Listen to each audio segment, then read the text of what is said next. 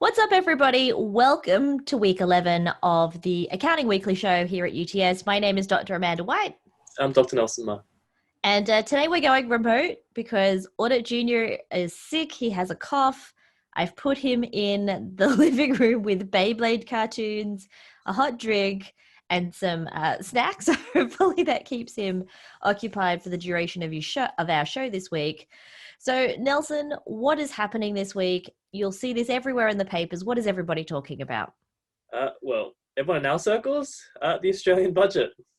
So tomorrow, the Australian budget is being released. And basically, the budget maps out how much the government expects to collect in taxation revenue and how much they plan to spend on different initiatives within the government, like health and education, that kind of stuff.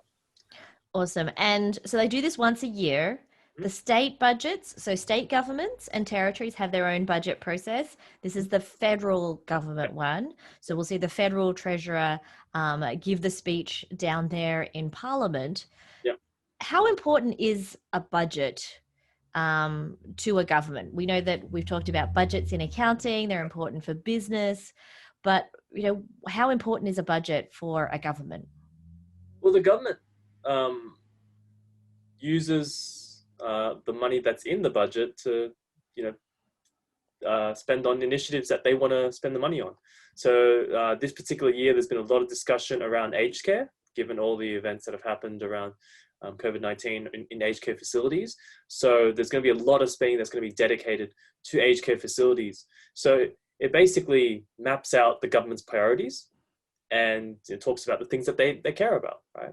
And so, Amanda, I guess if we wanted to go a bit more basic, what is the budget from a management accounting perspective?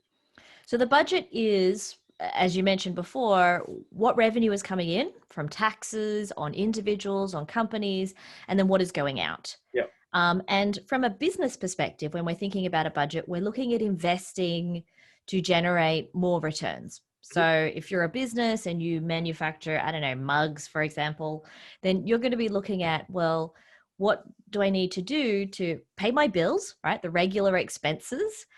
So those will be things like health, education costs, paying for, general federal government salaries, etc. But then you also want to think about stimulus. So from a small business perspective, they're thinking of, okay, do I need to buy a new machine, a bigger factory, expansion? Yeah. But when it comes to the government, they have a much larger responsibility. And so they're looking at things like, what can they do to keep the economy ticking over? So we have had a COVID-induced slump. We've had lockdowns. We have a much higher proportion of women who are unemployed than men, or underemployment. There's been lots of discussion about our optimal unemployment rate. I think I heard a lot of government talk yesterday about, we're going to try and bring unemployment down, which means projects to try and stimulate jobs. So the hope is that if you can build more roads, invest in the US, for example, their budgets, they're really pushing into clean energy as the thing that's going to try and keep moving everybody forward. Do you want to come sit with me while we chat? Okay.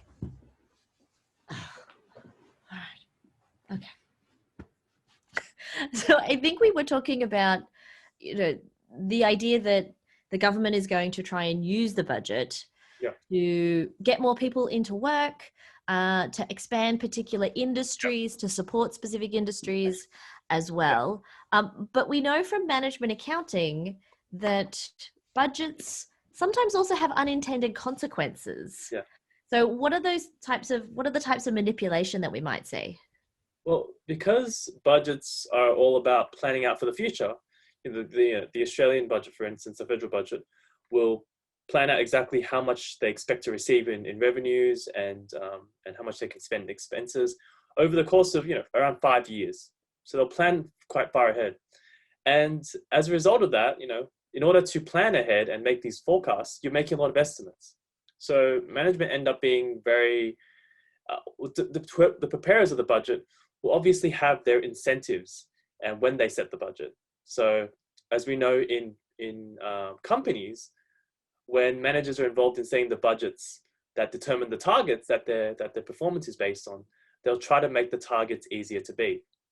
However, in the case of the federal budget, what the government wants to do is make things look a little better, right? So like, well, we're better managing our cash. We're expecting more cash to come in from our from taxes. So as a result, you end up seeing like this favorability bias within the budget. So if anything, the government will use the most favorable estimates. So for instance, they'll say that, they're expecting the price of iron ore to be a lot higher. So as a result, the companies like Fortescue Metals, they're going to make more money. So we're going to get more tax from them, and we're going to have more money, and we're going to get to a budget surplus, which is overall a positive amount of cash from operations. I don't think we're not expecting a budget surplus. Obviously, with COVID-19, we're expecting governments to engage in significant amounts of stimulus, which is very different than normally a liberal led government is about trying to get to a surplus, to cut taxes. And, you got to be careful about the detail too. So some things, like I was very excited about the change in the potential cap on childcare. Obviously, this one normally goes to daycare. But then when we looked into the detail, it was things like, it's going to start in 2022. And it only works if you have 2 children at the time. And I'm thinking, but by 2022, he's going to be at school and it won't even help me. So it's not going to help people straight away. Oh, don't lick my head. This might be our most highest watched episode of all time. You need to be quiet, please. Quiet, please. Please account related. Please account related. So what else have we got happening this week? Cryptocurrency's going mad. Yes, Elon Musk on SNL. So he talked up Dogecoin, then Dogecoin took a 25% drop, and Dogecoin is not even a crypto that was built with the idea of being a crypto. I think somebody built it as a joke. Yep. So for those people who are looking at crypto, it is highly volatile, and remember, you have to treat it as an asset, like this one, except. Do you have underlying economic value? No. Not yet. Not yet. Not yet. Just a cost center right now here as a child. But yeah, we can't treat it like money. So if you're going to trade it a lot, there are capital gains tax implications that you need to be aware of. Okay. And risk implications. And risk implications. Don't do this with any money that you need to spend on something. Yeah. Hey, I need you to be quiet. All right. So tip for this week, Amanda, what do you have? So tip for this week: if you have kids and you don't have somewhere quiet to do the exam, because this is going to happen when it comes to Proctor U exams, then this is really important now. Okay. Be quiet. Okay, so make sure you get in contact with your coordinators to get them to request a space for you on campus, because you don't want this to be your Proctor U recording. The other thing, he can breathe, by the way, everybody. I'm not covering his nose here. He's just licking my hand. The other thing to think about is to get onto Canvas and try the Proctor U test, the practice test. And if... Hey,